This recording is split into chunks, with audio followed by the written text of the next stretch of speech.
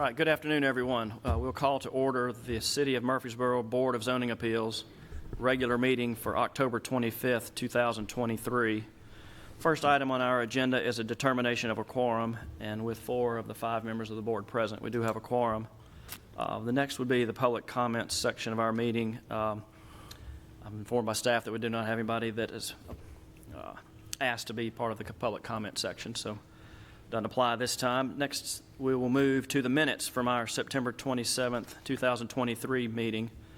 Those minutes have been provided to the board members. Are there any changes necessary to those? Hearing none, those minutes will be approved as written. Next, we'll move to new business. Have special use permits today. Mr. Chair? Yes. If we could, and just as a reminder, we are now conducting all votes by a roll call. And if we could just go ahead and do a roll call vote for the minutes this time. Okay. All right, so I'll make a motion that we approve the minutes. Second. motion and a second. Need to do roll call for the Yes, approvals? please. Yes, please. Ms. King? Aye. Mr. Phipps? Aye. Vice Chair Halliburton? Aye. Chair Young? Aye. All right, Thanks. no problem. So that the minutes have been approved. Next, we'll move to the special use permits. First one is application Z23033 by Mr. Lyle Lynch on behalf of Murfreesboro City Schools. They're requesting a special use permit to install a new playground to an existing institutional group assembly use at Mitchell Nielsen School in a single-family residential RS10 zone. This is for property located at 711 West Clark Boulevard. Mr. Barbie, if you'd review that for us. Mr. Chairman, if I could interject before he gives his report. I'd like to just put on the record that I'm married to an employee of the Murfreesboro City Schools, and we have not discussed this issue. I still feel that I can be objective in making a decision on this. So, All right, thank you. Good afternoon, Board. Mitchell Nielsen is requesting an amendment to their existing special use permit for the addition of a playground at property located at 711 West Clark Boulevard. This is Mitchell Nielsen Elementary School. The current property is zoned residential single family 10. The surrounding properties are also zoned residential single family as well. The property to the west has an institutional group assembly use as well. That is the Mitchell Nielsen Primary School. In addition, there is a church location across West Clark Boulevard to the north that is also an institutional group assembly use. The request is for an expansion of their current use area. If you'll see on the cover page, there is a dashed yellow circle approximately here where the school would like to place a new playground for the students to utilize. The current facility, go down here. Current conditions, as you can see, it is for the most part an open grassy field surrounded by a dense border of trees. The only section that is not completely screened is a small portion right about here where there is a somewhat thin area of vegetation. However, it is over 400 feet away from the proposed playground location. Staff has reviewed the application and the materials submitted and feels it is generally in good order. If you should choose to approve this application, staff requests the following condition of approval. That the site plan shall be submitted to the planning department for review and approval prior to the issuance of a building permit. The site plan submittal shall be substantially consistent with the concept site plan submitted to the BZA and shall include civil plans, landscape plan, photometric lighting plan, and building elevations and any other plans necessary to demonstrate compliance with the zoning ordinance and design guidelines. Mr. Lyle Lynch, representing Murfreesboro City Schools, is in attendance today, and I'm also here to answer any questions that you may have as well. Thank you, Mr. Barbie. Is there, am I remembering correctly, in the corner of West Clark and Jones, there's a playground? This is to replace that existing playground that's at that intersection. Move it to the back. Okay. This application includes removal of that playground that you're referencing. Okay. Any other questions for Mr. Barbie? Mr. Lynch, anything you'd like to add to the application?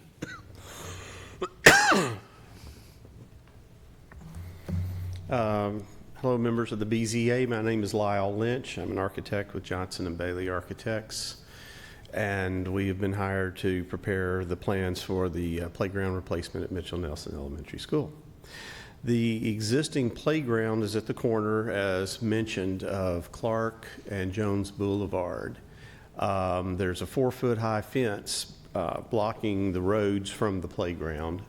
There's also, as you can see on the plans, an existing Middle Tennessee Electric easement right through the middle of it, and there is an active power line through that easement.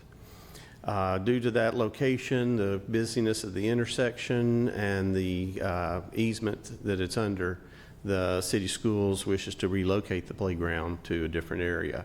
By relocate, that was a poor word because we're not reusing that equipment. Most of that equipment is fairly old. The new playground will be fenced in. There's gates for pedestrian access and a couple gates for vehicles, specifically lawnmowers, to get in and out. There are benches and a concrete pad in the middle of all the 6 different play structures for adults to watch the children during that time that they're playing. And I'm available to answer any questions you may have. Thank you, sir. Any questions for Mr. Lynch?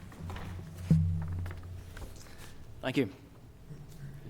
This time we'll conduct a public hearing. If there's anyone present that would like to speak for or against this application, if you'd come forward and give us your name and address and provide us any comments you may have.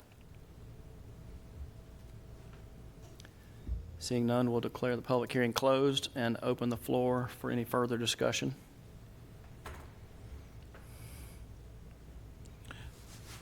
If there's no discussion, I'll make a motion that we approve, subject to all staff comments, and the fact that, in reference to the special use permit, all the items such as have some sort of undue or adverse effect on adjacent property. I don't think that's the case. The playground will be arranged in a, that goes along with the neighborhood. It's got essential facilities and services. There's no significant natural, scenic, or historic importance that this will alleviate, and it complies with all additional standards imposed by any provision of the zoning ordinance. So that's my motion. A second. Have a motion and a second. How do you call the roll? Ms. King? Aye. Mr. Tips? Aye. Vice Chair Halliburton? Aye. Chair Young? Aye. Thank you. That application's been approved. Next, we'll move to application Z23034 by Christopher Halstern, requesting a special use permit to establish a home occupation, in this case a nail salon, on property in the single-family residential RS-15 zoning district. This is for property located at 1430 Arrowhead Place. In absence of Mr. Aguilera, Mr. Plumlee, are you presenting this to? I'll do my best to fill in for Mr. Aguilera and not mess it up, as he and Ms. Rush are at a conference this week. So good afternoon, Chair Young and members of the board.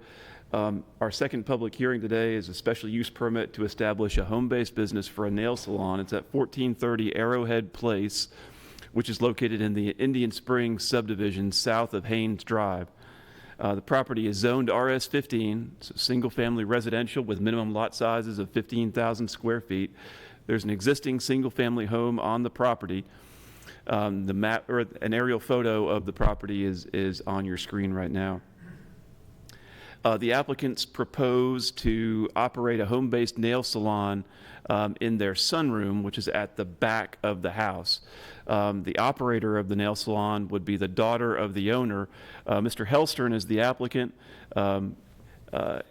He is the owner of the property, but it will be his daughter, who is a resident of the property also, who will be operating the nail salon. Mr. Helstern submitted information on how he proposes to meet the criteria for home-based business uses in the zoning ordinance. They appear, by staff's account, to meet all of those requirements. They are committing to hours of operation that are consistent with hours of operation that we have approved for similar home-based businesses.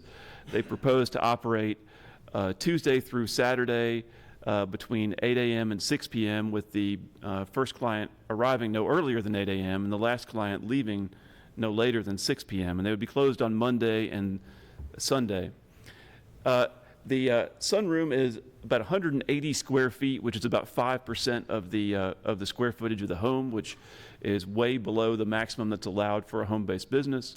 There would be no overlapping appointments, a maximum of 5 clients per day, and they are requesting a maximum 3 square foot attached sign that would be on the front door. Mr. Aguilera researched and did confirm with the state that they do require a sign, and through my years of doing this in conversations with the state, the sign, I believe, is so that the state inspectors, when they come to the houses, can easily identify where the proposed nail salon is to be located. So the sign that they are proposing would be 3 square feet max and attached to the home, and it would look like this.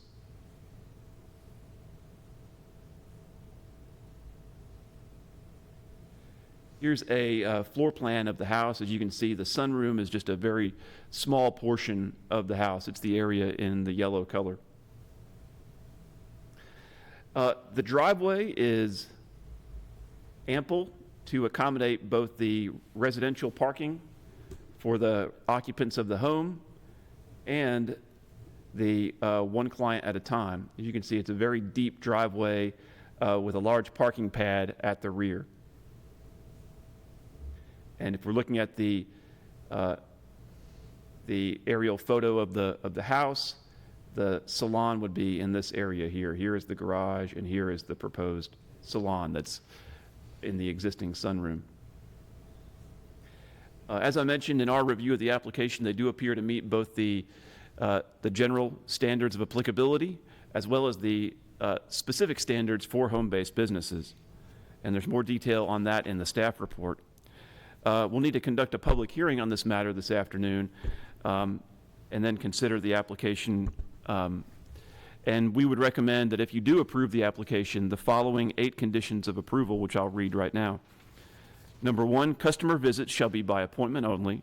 And many of these conditions are just kind of codifying, if you will, the voluntary restrictions that the applicants have stated in their application.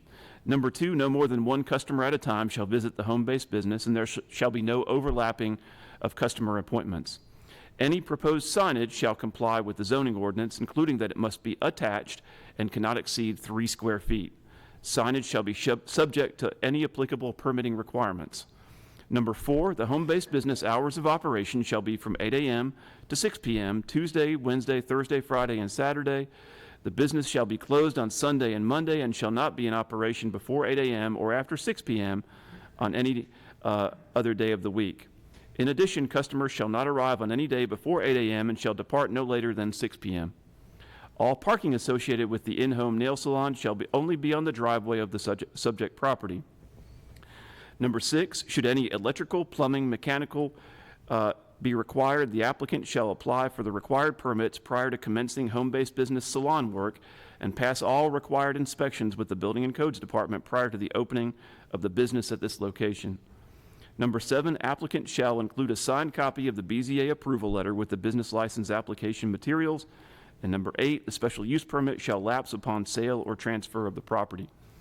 The applicants are here if you have any questions for them, or if they'd like to say something, and I'll be happy to answer any questions before or after the public hearing as well. Thank you, Mr. Ballum. Any questions for Matthew at this time? Yes, sir.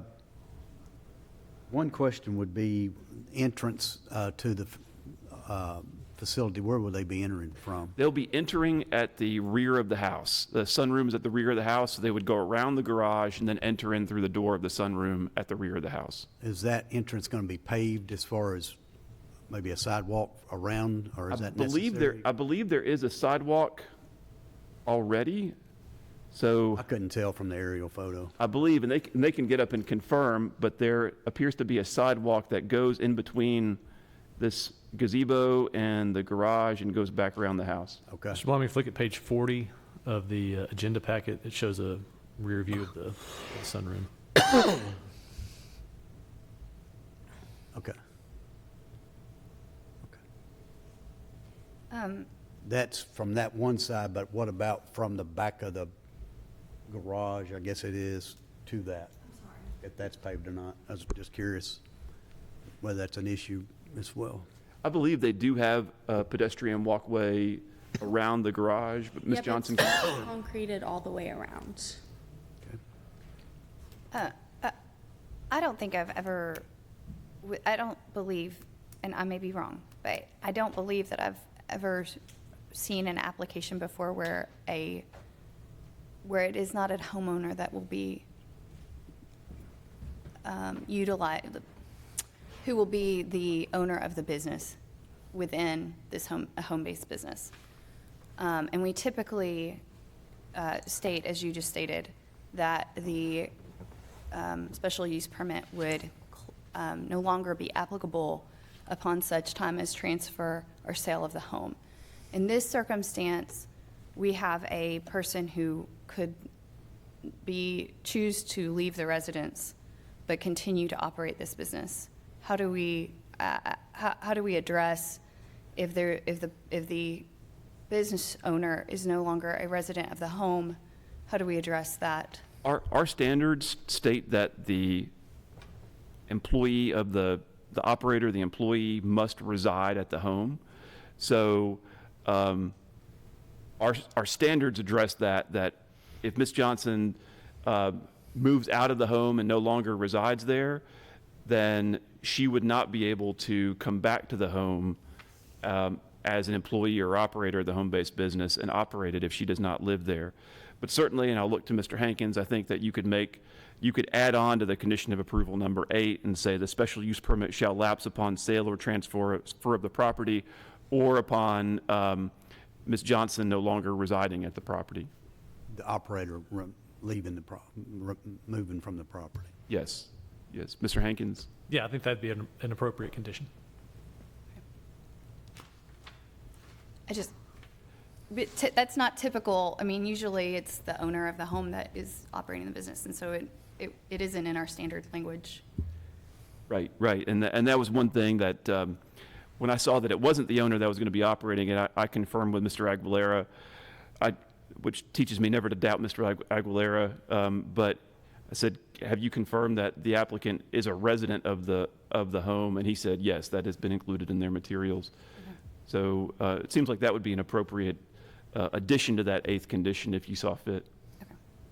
Am I correct that any person living in the house could apply for a special use permit for something like this, as long as if it was the wife or something like that, as long as they're living there? Yes. They could be the ones that would apply. Okay. Yes, that's correct. All right. Any further questions for Matthew? Well, by extension, I mean, that would, even somebody that's not a relative could, if they were living in a home, right? Yeah, anybody who's living there could be the operator of the home-based business, but once they no longer live there, then they would not be able to operate the home-based business or be employed in conjunction with the home-based business there. Thank you. Now, any further questions for Matthew? No, sir. I'm good. All right. Thank you for your patience. Anything you'd like to add to the application? You'd like to add anything? No, sir. Okay. Thank you. Thank you. At this time, we'll conduct a public hearing. Anyone present wishing to speak for or against this application, if you'd come forward, give us your name and address, and provide us any comments you may have. Seeing none, we'll close the public hearing and open the floor for any further discussion or motion. Mr. Chairman, I would move to approve this application for a special use permit based upon the items that were presented, that it doesn't affect the character of the area, it doesn't, there's no interference with other properties, there's no potential destruction of significant natural, scenic, or historic importance, and it's essential public services and traffic flow doesn't appear to be impacted by this application, so I would move for approval with that based on, along with the comments, items 1 through 8 of the staff comments, and add an additional number 9, that the application or the permit would lapse upon the on the operator ceasing to reside at the property. Second. Having a motion and a second. If you call the roll for us. Ms. King, Aye. Mr. Tips, Aye. Vice Chair Halliburton, Aye. Chair Young. Aye. So that application's been approved. Next item on our agenda is staff reports and other business. We have our calendar for the next year. My, how time flies. I know, I know. We do have our 2024 Board of Zoning Appeals calendar with the monthly submittal deadlines and meeting dates. I think it generally follows our normal the meetings generally follow our normal fourth Wednesday of every month, except for March, because the fourth Wednesday conflicts with city and county schools spring break, and November and December, trying to get a little bit of extra separation from the Thanksgiving and Christmas holidays in those months, as we usually do. So we would ask for a motion, if the board agrees with the calendar, to approve. I'll so move. Second. Have a motion and a second. Call the roll. Ms. King, Aye. Mr. Tips, Aye. Vice Chair Halliburton, Aye. Chair Young. Aye. I think the calendar's been approved. Anything else that? Yeah, We yes, sir. need to Just deal a reminder about some continuing education opportunities. I emailed all of y'all about the fair housing training that's coming up on Friday at the airport between 9 and 12. I believe Mr. Tips said he's going to that. If any of you are interested in going to that, let me know so I can get your name to our community development department that's putting it on. That will get you 3 hours of the continuing ed. And we also have coming up, TAPA, the Tennessee chapter of the American Planning Association, is having a virtual learning opportunity for planning commissioners and Board of Zoning Appeals members coming up, I think, on November the 17th. And that's a 4-hour event. You could participate in that live, and it will also be recorded and available for viewing at your convenience either. So just let us know what you'd like to participate in so we can make sure everybody gets their hours this year. So the fair housing training is on Friday and not Thursday? That's correct. This Friday, the 27th, at between 9 and 12 at the airport. Could you also send us out an email, maybe of how many hours we have or how many hours we lack? I think Sure. I don't think I have any, but I want to. I think at this point, the answer to that for everybody would be 0 and 4. Okay. I'm not sure if Warning. we've had any opportunities. You have it, and that is definitely not the board's fault. That's my fault. Not to point fingers. Well, I mean, it is what it is. All right. Well, appreciate everybody's time. And with that, no other business, we will adjourn. Thank you. Thank you.